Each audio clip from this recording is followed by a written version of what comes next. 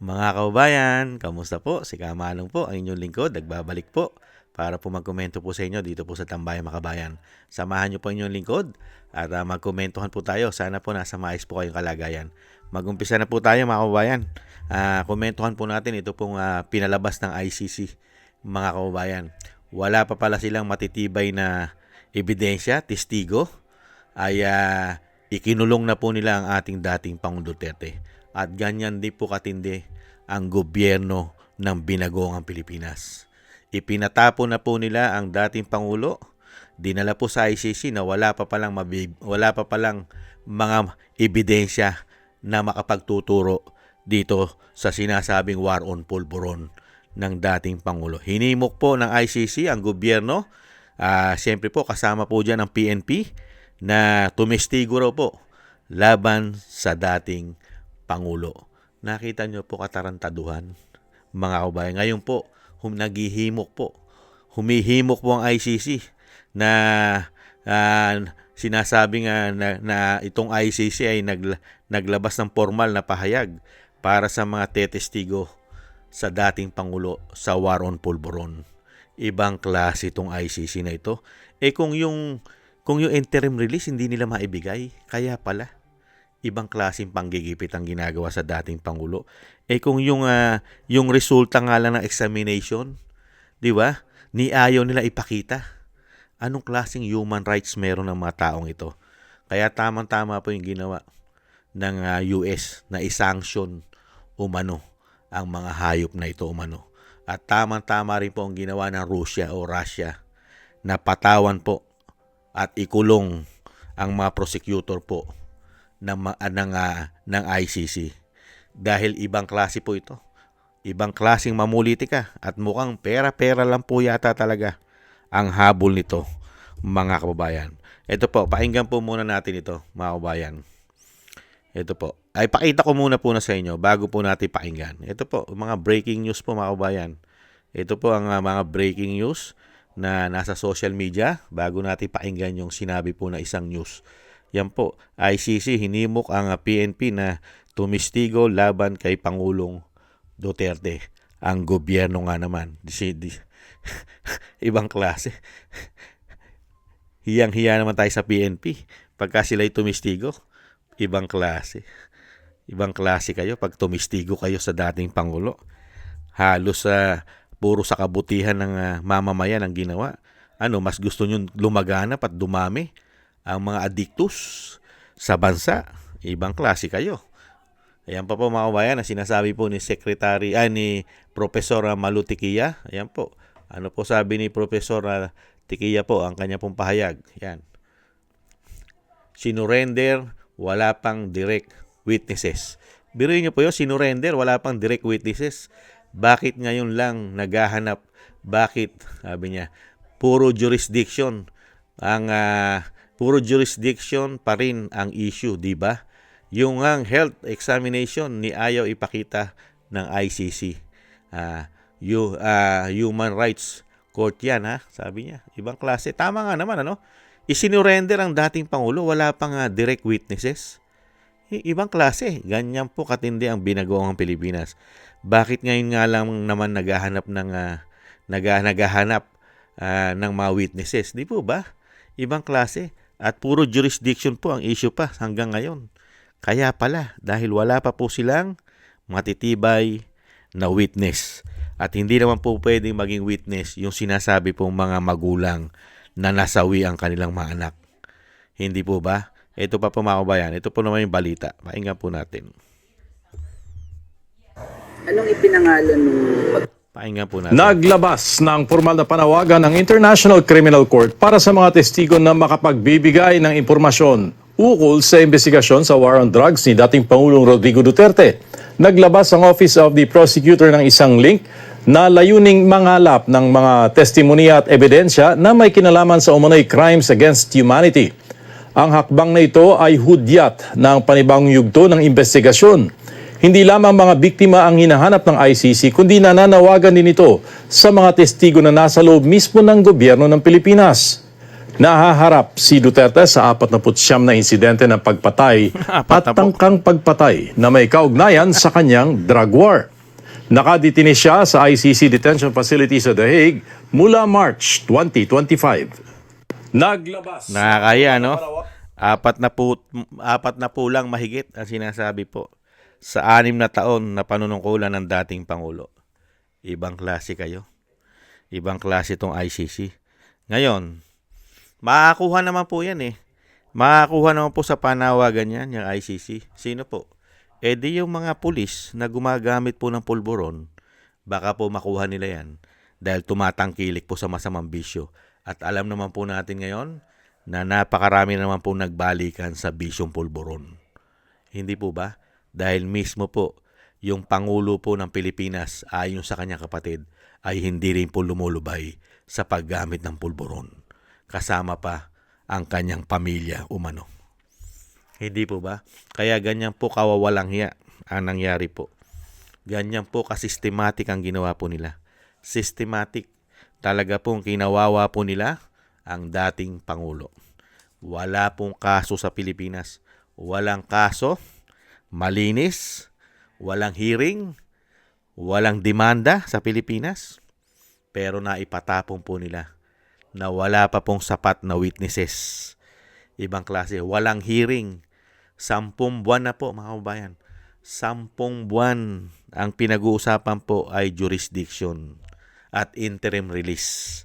At yung sinasabing health issue, yung health examination na ayaw naman po ipakita sa publiko ang resulta nito. Yan po ang korte ng human rights, ang International Criminal Court. Ibang klase, no? Pinatapon ng gobyerno. Mismong gobyerno natin, mga walang ya ngayon umano. Mga demonyo ngayon umano ang nanunungkulan yata sa ating bansa umano. Yun mo? Ipinatapon mo ang dating Pangulo na wala pang sapat na mga ebidensya, witnesses.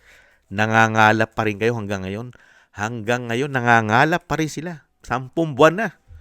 Malapit na mag-isang taon. Nangangalap pa rin po ng mga ebidensya. At nananawagan sa mga Pilipino. Nananawagan sa taong gobyerno. Kasama po ang PNP. Para po makakalap sila ng ebidensya. Itong mga hayop na ito umano. Kaya po kinakarma itong mga ito eh. Di ba? Kaya nga nung malaman natin na sinasanksyon sila at may mga kaso pong binubuno. At ganun din po ang ginawa po ng Amerika, di po ba? Kauna-unahan nag-sanction dyan. Talagang piniris po ang mga ari-arian at asset niyan. At ganun din po ang Russia. Talagang pinatawan po sila ng pagkakakulong sa Russia pagka sila po ay nahuli ni Putin. Hindi po ba? Kaya grabe po ito. Grabe pong panggigipit ang ginawa nila sa dating Pangulo at sa pamilya Duterte. Ibang klase. Meron din pong hangganan po yan. At ang inaasahan po natin, dumating po ang panahon at araw na itong gumawa sa dating Pangulo ay pagbayaran po nila.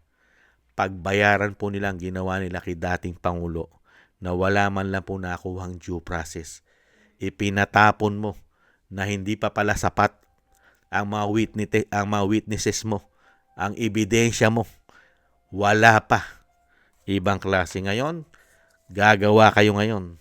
Kailangan yung gumawa ng ebidensya na gawa-gawang ebidensya ngayon. Hindi po ba kailangan nyo ngayon kumuha pa ng mga bayaran umano na sinasabing yung ginawa ay inutos direkta ng dating Pangulo. Direktang inutos na tsugiin ang mga gumagamit ng pinagbabawal na pulburon. Ang pinakamasakit, mga kababayan, yung mga nabiktima naman po. Sino naman po tutugisin? Sino po mananagot sa mga gumagamit po ng biktima? Napakarami pong nabiktima. Iyang masamang bisyo ng pulburon na yan. Hindi po ba? Sino po ngayon ang mananagot? Buti pa yung sinasabi nila. Yung gumagamit ng pinagbabawal na gamot. Hinahanapan nyo na hustisya. Pero yung mga nabiktima nito, normal karamihan normal na tao. Wala man lang pong nakikipaglaban para sa mga normal na tao na biniktima ng mga hayop na yan umano. Di po ba? Mga biniktima ng mga kaliwa. Di po ba?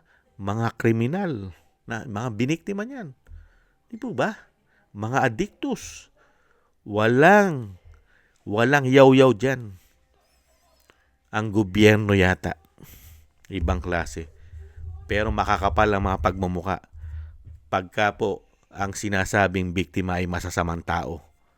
Ganyan po kaparehas ang hustisya sa ating bansa.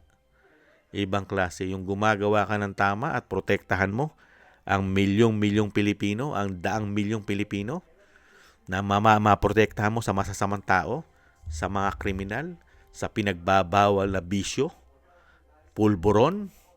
Pero yung gumawa po ng tama, siya pang ipinatapon ng mga walangya na naglilingkod po ngayon sa ating bansa. Ibang klase. Kaya ito pong si General Torre, mga tambay, at yung kanyang grupo at yung kanyang commander-in-chief at yung mga gabinete na sangkot dyan, mga militar na sangkot dyan, na mga may estrelya pa, darating po ang panahon para sa inyo umano. Lilitisin din po kayo ng hustisya. Lalong-lalo na kung ang presidente ay matino at walang karga-karga na pulburon. Lalong-lalo na kung isang Duterte po ang maupo. Palagay po natin ang hustisya ay gagana talaga, mga kababayan. At itong mga tao na ito, bistadong-bistado po natin umano ang mga pinagagawa nila. Ibang klase, walang jurisdiction, walang mga witnesses, wala pang matitibay na ebidensya, walang kaso sa Pilipinas, hindi man lang dinala sa korte ng Pilipinas bago nila ipalipad. Inaalala lang po natin, mga kababayan, binabalik tanaw lang po natin. Kasi ngayon, lumalabas po ang katotohanan. Ngayon pa lang sila nangangalap ng mga ebidensya para idiin kay dating Pangulong Duterte. Ganyan po katindi ang binagoong ang Pilipinas. Nakapagpatapong na ng presidente. Nakakalungkot. Nakakalungkot, mga kababayan, na nagkaganito ang ating bansa. Nabudol. Ibang klase po mambudol ang mga hayop na yan. Ibang klase. Ganyan lang pala ang gagawin sa mga Pilipino. Pagka sila pala ay naluklok sa kapangyarihan, ganito lang pala ang gagawin sa mga Pilipino. Ganyan po pala sila maglingkod para protektahan ang kanilang pangsariling interes. Mga pagnanakaw umano. Lahat ng hadlang sa kanilang kapangyarihang ayaw na mawala sa kanila ay talaga pong kahit ano gagawin pala nila. Kahit wala pang matibay na ebidensya, mga kababayan, ipatatapong ka na para lang masabing wala na silang kalaban politika. Diyan po sila nagkakamali, mga kababayan. Kahit napabagsak mo nila at hindi po mapauwi natin, ang dating Pangulo ay hindi pa rin po tapos at hindi pa rin sila magtatagumpay. Marami pa pong susunod, mga kababayan. Marami pa. Marami pang lahi ang Duterte. Marami pang lahi yan, mga kababayan. Hindi po nagtatapos ang lahi niyan sa dating Pangulo at sa Vice President. Marami pa yan, mga kababayan. Maraming salamat po, mga kababayan, at nakakalungkot po ang nangyari po sa dating Pangulo. Talagang grabe po ang ginawa nila na pamumulitika dyan at pang-aapi dahil po sa kasakiman sa pera at kapangyarihan at mayroon pang bonus na bisyo na pulburon. At wala tayong nahita. 3 taon mahigit, mag-4 na taon, wala po tayong nahita, mga kababayan. Puro pamumulitika at korupsyon ang pinagagawa po ng mga hayop na yan umano. Maraming salamat po, mga kabayan, sa nagusto po na ating tambayang makabayan sa YouTube at TikTok. At ganoon din po sa ating mga subscribers at sa mga nagko-komento, sa mga comment po ninyo, like, share, and subscribe. Shoutout po sa inyo lahat. Mabuhay po kayo. Thank you po. At thank you rin po sa mga nagbibigay po ng tulong. Shoutout po. Thank you po kay Eric Hercio ng Canada. Maraming salamat po sa inyo, sir. Ingat-ingat po kayo. sa inyo po mga paggawa at sa buong pamilya po. Ingat-ingat po. At ganun din po kay na Tatay Nick na Canada, Gay at Shena, si Balance Vision TV, si Annie Jo, si Julieta Silona ng Sydney, Australia, Gina Ray Solidides ng Berlin, Germany, Jake Yahut ng Maisog, California, USA, at si Kingston ng Hong Kong. Thank you po sa inyo mga kabayan. Ingat-ingat po kayo sa inyo po mga paggawa. At muli po mga tambay, pagsama-samahin po natin ang ating mga dasal at panalangin na tayo pong lahat at ang ating buong sambayanan at ang pamilya Duterte, ang Vice President, ganoon din po ang dating Pangulong Duterte, ay maingatan po tayo sa kapahamakan. Mailayo po tayong lahat. Thank you po sa mga dasal mga kababayan. At God bless po mga kababayan. God bless po sa inyo lahat at ingat-ingat at tiis-tiis lang po tayo. Paalam. Bye-bye.